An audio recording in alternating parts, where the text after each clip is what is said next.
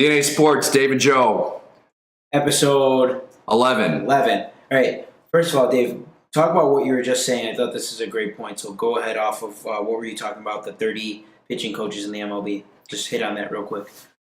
Yeah, we were talking off camera about pushing off the rubber, and there was an article, I believe, in ESPN magazine a couple years ago saying, quoting Mike Maddox, I believe, and he said, none of the 30 pitching coaches in the big leagues teach pushing off the rubber, because if they did, they would be fired. And the reason why they don't teach pushing off the rubber is because your body gets ahead of your arm, and your arm has a tough time catching up. Plus, it does nothing. If you push off the rubber, you don't flip your hips. We have a way of teaching pitching where we flip the hips, the back hip, and that's really explosive way of getting your back leg into the ball, just like hitting. And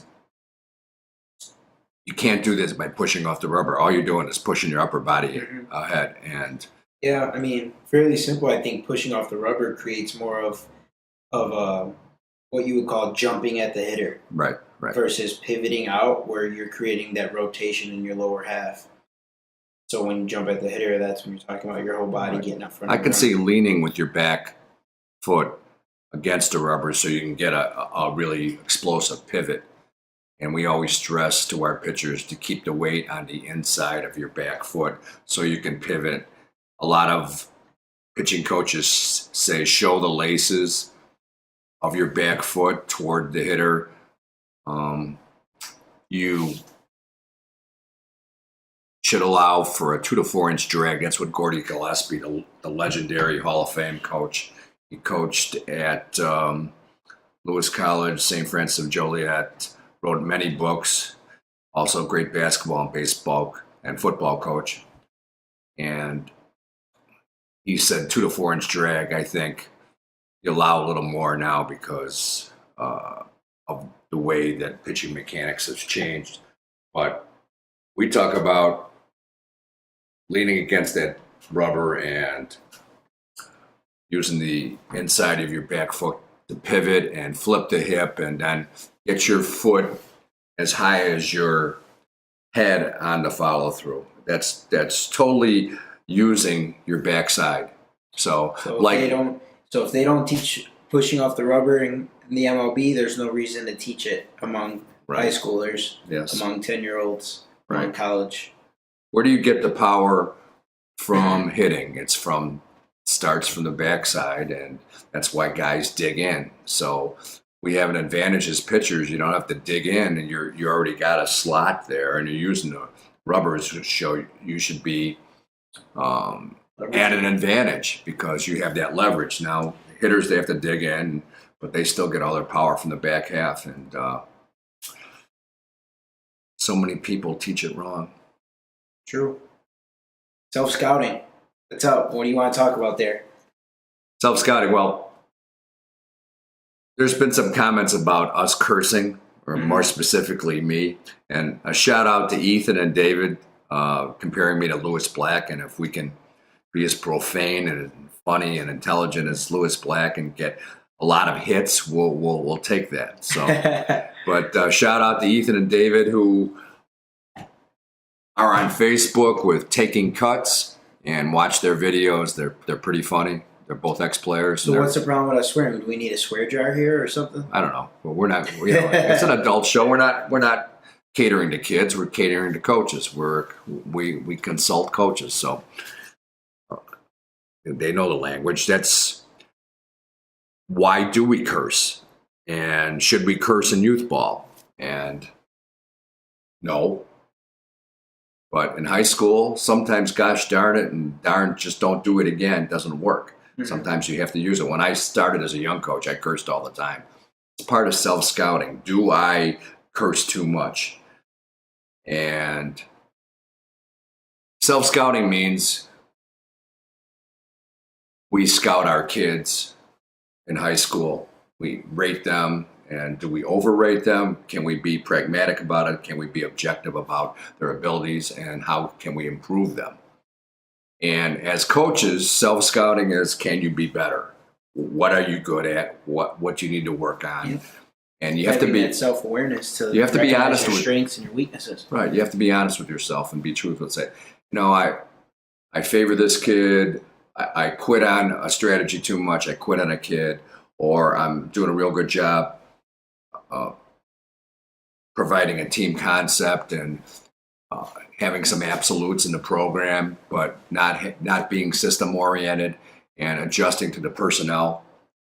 So all sorts of different things you can self scout, and it makes you a better coach. Yeah. I'll say one thing. I was just thinking about this last week or a week or two. I was reflecting on the last season, as it was like my first season with a high school team, and I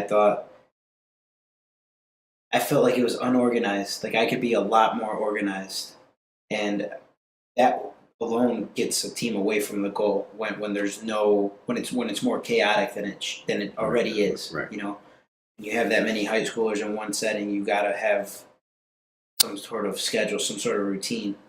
That's one thing that I was reflecting on. I was like, wow, after my first year, I can do a lot of things better when it comes to just like time setting and what you're doing when and sticking to that routine. Well, when we started our program, when I came from a Catholic school in 2006, it was the same way. Mm-hmm. They were used to doing things their own way. It was chaotic, unorganized, not serious, and you set the rules right away. And the first day, you got to convince the players that you're serious about building a program and making it a successful program. And I wasn't just going to come in there and just make it recreational. You know, you're a part of a conference and you're a part of a league, and you want to win. Yeah. And you want to compete. It's sticking to those rules and those guidelines and everything, though, every single day, though. I feel like that's what makes it something real. Because you can lay out the rules in the beginning, but if you don't enforce them. Right. If you're lax about them. So your second year should be tons better than your first year, because now you know what you're dealing with. Now you know what type of kid you have. Yeah. And you have several kids that work hard and want to get better because you've obviously showed them something that they want and they need. So they need coaching, they need organization. Yep. Yeah, it's pretty exciting though, just in general, like watching those kids develop. Yeah, absolutely. Especially when they want to come and get better every day. Yeah, that's the most exciting thing about high school baseball, that the development coming from nowhere and just seeing them succeed. Because baseball's so difficult. Mm-hmm. It's easy to fail in baseball. So watching them get better, and I saw your kids over the summer, and they're tons better. But you don't realize that. Yeah. But you know, as an objective observer, I see your kids when we played them. They're just so much better. Yeah. I'm going to send that one kid to you tomorrow. You're still going out there? It's 11 o'clock. Nice. All right, so where are we headed from here? You want to touch on self-scouting some more? No, I'm pretty good with that. All right, so the trades here. Crosstown, baby. Okay, in Chicago, there was a big trade. The White Sox traded their ace pitcher, Jose Quintana, to the Cubs. The hated Cubs for 4 prospects. And the operative word there is prospects. You don't know if they're ever going to be any good. And Quintana, is consistent, durable, reliable, not a number 1 guy, probably not even a number 2 guy, solid number 3 guy, low number 2, but always going to give you 200 innings, always going to give you best effort, great in the clubhouse, great for the Cubs. Great culture guy. Great culture guy. Right. But I mean, I asked you this off camera. Why do you think the Cubs? It seems like the Cubs get the short end of the stick here, because we have nothing to begin with. And as you guys talked 2 episodes ago, I think, get rid of everybody. You were talking about get rid of everybody. So I still think that. And it seems like it's happening a little bit more. I mean, now we're getting 4 prospects, and they're thinking more long term down the road. So what do the Cubs get out of this, though? Cubs get a consistent guy that their pitching's been pretty horseshit. Yeah. And they just can't rely on anybody. Even Lester got knocked around for 10 runs in the first inning against the Pirates on Sunday. So their best pitcher is feeling the heat a little bit. Hendricks has been injured. He's coming back. He's coming back, yep. He's quite good, but Other than that, Arietta's on the downturn. He had 2 really good years and started showing some wear and tear last year. Now it's What do you think is with the wear and tear?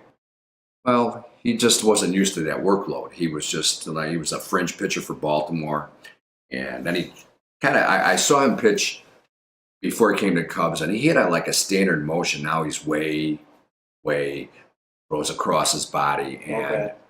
You think that's the issue? Because no, I definitely think that mechanical flaw it's not a flaw. He's using it for deception, but it does take a lot out of your arm because it's really taking all the advantages out of your legs. You're a total like upper body pitcher, wouldn't you say? Yeah.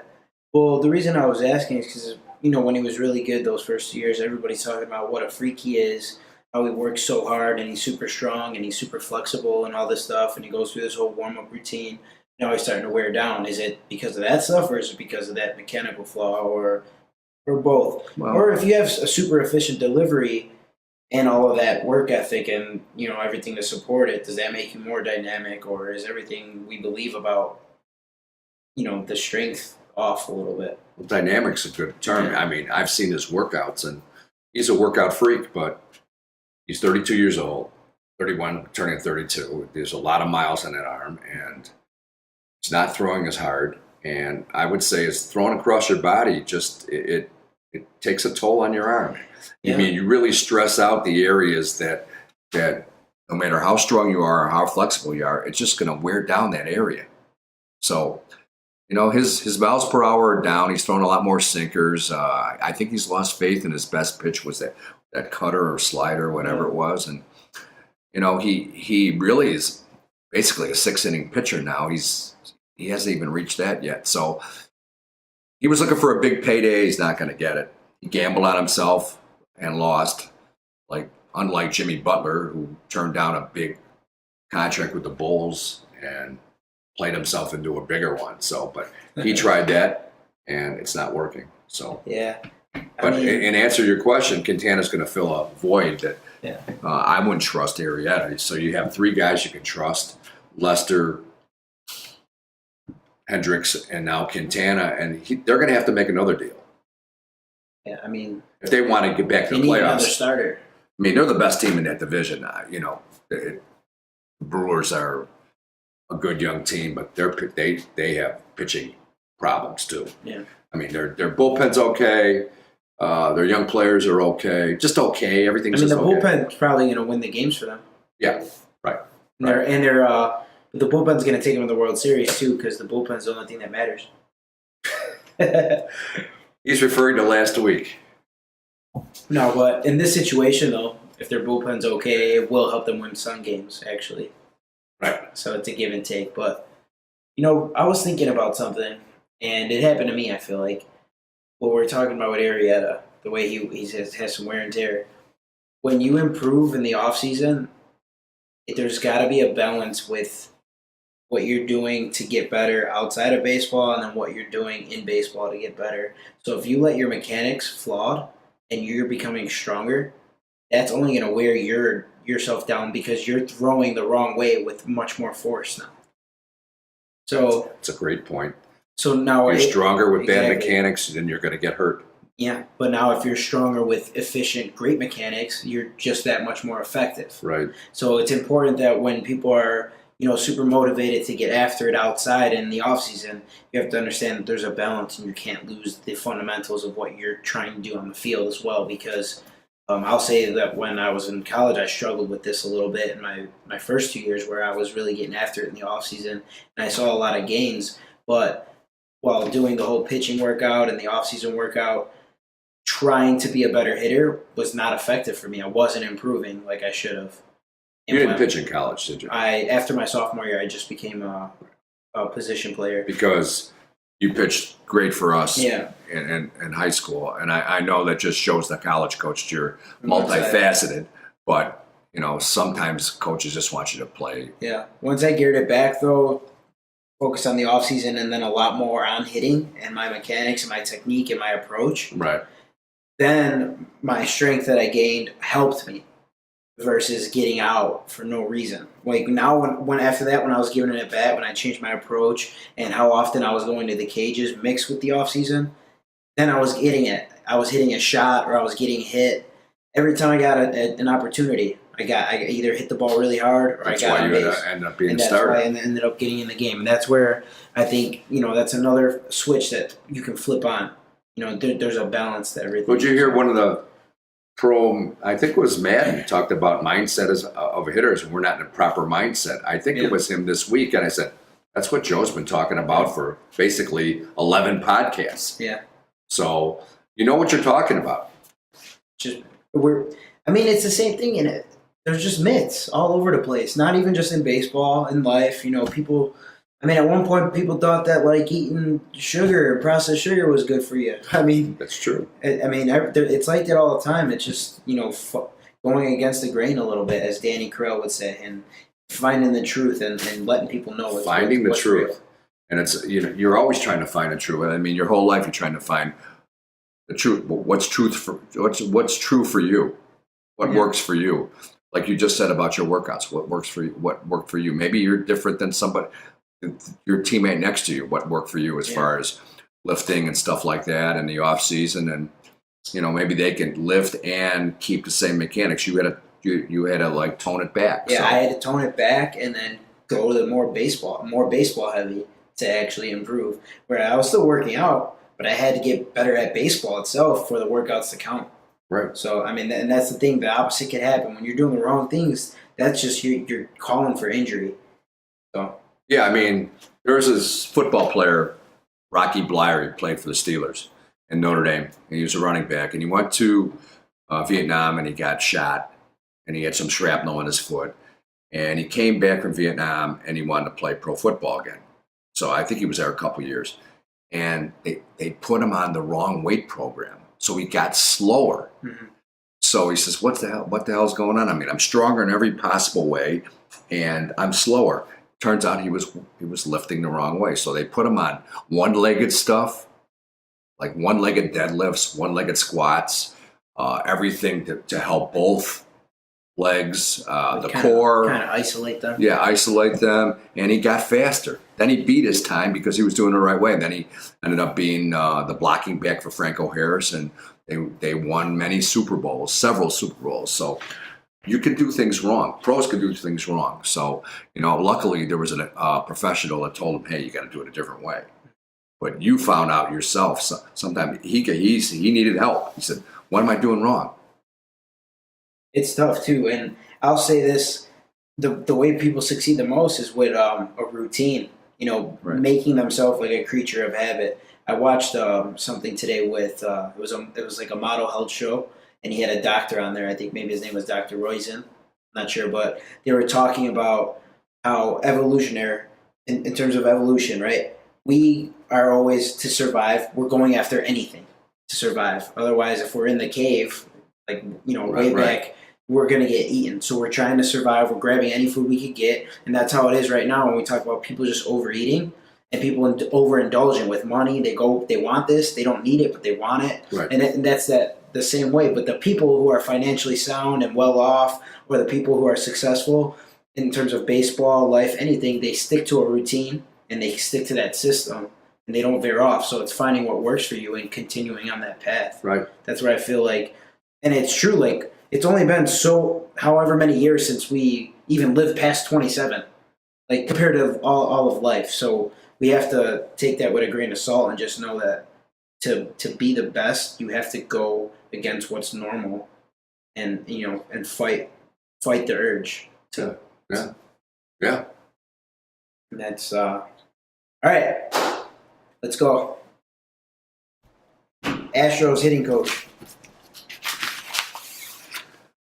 Dave Hutchins is the hitting coach for the Houston Astros, and he wrote this article a long time ago, and he had kids in Little League, and Chris Bando, who used to play in the big leagues, I believe with the Brewers and the Reds and the A's, he had 5 kids there, and he said the worst possible advice you could possibly give a kid was get your back elbow up. I couldn't agree with him more as far as is what Dave Hutchins said to Chris Bando. So there's a bunch of stuff that you hear from Little League coaches, from fans, and it's all wrong. And here's some of the things that Dave Hutchins listed. He said, get your back elbow up. Your top hand should roll over at contact. Your stride goes to where the ball is pitched. The lead arm is more important than the rear arm. A hitch in your swing is always bad. Don't move until you see the ball. I could go on and on. Okay, just those 6 things are just obnoxious. Okay, number 1. And number 2, you hear them all the time. I can go to any park in the suburbs where they think they know baseball, and I hear it all the time. Now, we're not discounting city programs, but there's rarely anybody in the parks that know what they're talking about. Yeah. They just organize teams. They have house leagues and stuff like that. The travel coaches. That one's the best. Don't move until you see the ball. Yeah, well, you would never hit the ball. Yep. Don't move it. The ball would already be by you. Yep. So this is what they hear from Little League coaches and youth coaches, and that's why American baseball, and they're talking about American leagues here, is stagnant, it's dying. Because the coaching is so bad, because they still teach this, and all these stubborn coaches that did it when they were playing. That's why they're coaching Little League, because they couldn't go farther than basically high school because they had all these things they were doing wrong. Yeah, and I just think this is great coming from a professional hitting coach. He lays out all of these things that just happen every single day. Right. They just teach the wrong thing, and it's not even their fault. They don't know better. Right. And we'll go over it. We'll go over this in future podcasts, But Houston Astros are doing pretty well, and I would have to give him some of the credit. I mean, he's got some great players: Altuve, Correa, Alex Bregman, Marwin Gonzalez. And they're a young team, too. They're a young team. George Springer. I mean, these guys are all good, and he's developing them. And probably he's using some of these things, some of the stuff we just said, the opposite of it, to make these guys better. So, I mean, it's a great lesson point that you shouldn't do any of these things. Get your back. You were demonstrating before we went on a year about how pros keep their elbow up while hitting. But your point was that youth players aren't strong enough to do that, which is totally true. Plus, hitters have a tendency to raise their elbow, and they don't know why. So we just, our hitting philosophy on the back elbow is don't raise it on your own. Just keep it. Just keep it there, and if that's as high as it is, when you raise it on your own, then you got to drop it. And when you drop it underneath the ball. That's pretty generic, but for now, we're going to go with that. We'll read the quotes by Dave Hutchins in our next couple of podcasts, but it's just a fundamentally poor way of hitting. Yeah, and the biggest one, obviously, keeping your back elbow. It's terrible. And I hear it all the time. And they say why, and they try to give an explanation, but there's no substance to it. No, and the people, not only do the Little League coaches keep on teaching that, but then you have people in the stands yelling at their kids, get your back elbow up. And here's a kid in the box, and he's going like this, and then he immediately drops it when he sees the pitch. Yeah, I used to, you saw when I was coaching those little kids. I would tell them, you don't need your elbow up, just relax your body. No, they're like this. Just relax. If you feel good here, hit like that. And then I got some parents coming, you think he should raise his elbow? No, he shouldn't raise his elbow, because look at him hitting line drives. Why should he raise his elbow? Doesn't make sense. It's a hand skill. The faster the hands, and the faster you get your bat through the zone. And go ahead, raise his elbow. Let him pop the ball up. Right. So, and the hands control the barrel of the bat. The faster and the more control you have with your hands, the better. It's a hand skill. Your power comes from the ground up. So you can take your back elbow and shove it. Yeah, Basically. and I'm not saying you can never raise your elbow. If this is a way you've been hitting or it's comfortable and you have great mechanics doing that and everything is fine and you're hitting line drives, keep your back elbow up. But the problem is we see too many young kids having their back elbow up because they're being told so, not because it's working for them, and then they're popping the ball up. Right. I mean, it's just a flawed way to do it. And like, for example, in another sport, like this guy Lonzo Ball, he shoots really funky. But that's the way he's been doing it his whole life, Yeah. and he's been pretty successful with it at a high school level, at a college level for 1 year. So why change it? But if you tell 10 other guys to do that, they're not going to be able to succeed. So maybe one kid out of 100 will be able to hit with back elbow up. Maybe he's stronger. Maybe that's just the way you said it. Like, Yeah. he hits line drives that way. Why change it? Just like Chris Sale. Yeah, I mean, every person's different. And Right. That's why we talk about adjusting to the individual. Right. Like Chris Sale. Can you teach that? That's funky. Okay. And should you change him?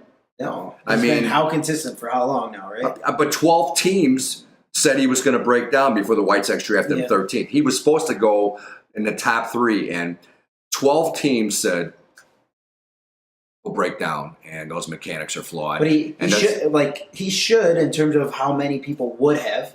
But then again, every person's different, and he the did. White Sox Yeah. said, this guy's got number 1 stuff. We're gonna take a chance on him or whatever. They took him immediately. I mean, it didn't wait the whole how long it takes that every team has to draft. But they took him, and Cooper actually, didn't tinker with him at all and just kind of refined some of the things he did, and he came up real fast. I didn't like their game plan last year as far as trying to save his arm, because now with the Red Sox, he's just going back to being just like power guy. Dynamite. Yes. So he's dynamite. So, again, Cooper is not one of my favorite pitching coaches. But, he does some good things like fixing people's mechanics and kind of refining what the guy has. He doesn't try to fit them all into one system. Great. All right. This is DNA Sports. Joey and Dave. Signing off for this week, and we will see you next week. And it was our pleasure. And keep on listening and watching, and we are honored to have you guys Keep listen on and watch. keeping on. Right. Thanks.